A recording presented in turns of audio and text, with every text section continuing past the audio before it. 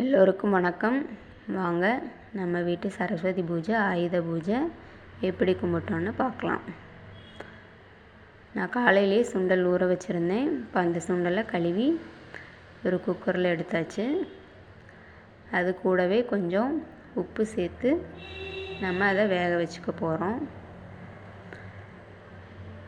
அடுத்ததாக இன்னொரு குக்கரில் பச்சரிசியும் பாசிப்பருப்பும் எடுத்து அதை நல்லா கழுவிட்டு அதுக்கு தேவையான அளவு தண்ணி ஊற்றி அதையும் வேக வச்சுக்க போகிறோம்.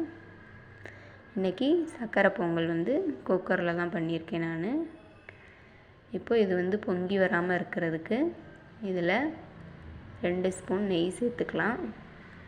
சேர்த்துட்டு இதோட மூடியும் போட்டு நம்ம வேக வச்சிடலாம்.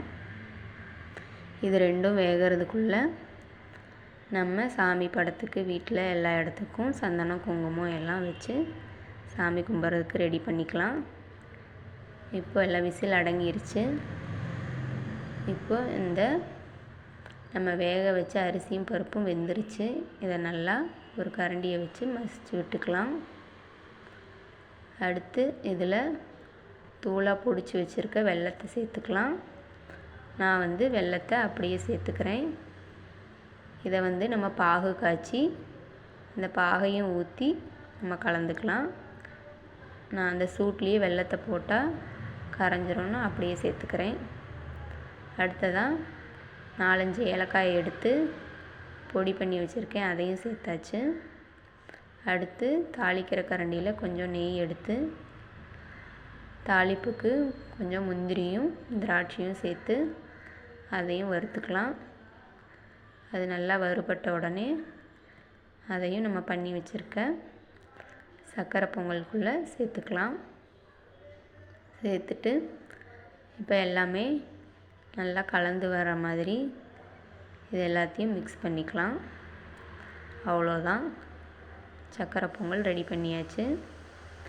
இப்போ இந்த சர்க்கரை பொங்கலை சாமிக்கு நம்ம ஒரு கப்பில் எடுத்துக்கலாம். இப்போ சாமி கும்பிட்றதுக்கு சர்க்கரை பொங்கல் ரெடி ஆகியாச்சு.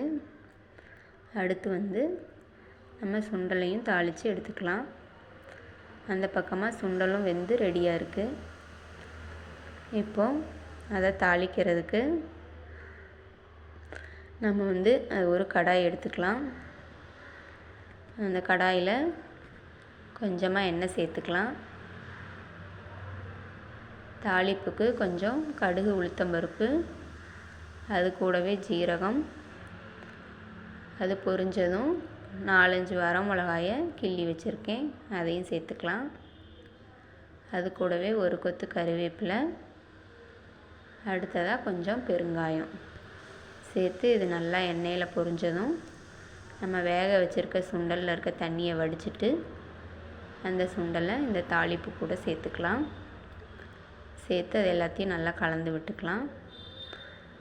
அடுத்ததாக இதுக்கு கொஞ்சம் தேங்காய் துருவல் சேர்த்துக்கலாம். அதையும் நான் எடுத்து வச்சுருக்கேன்.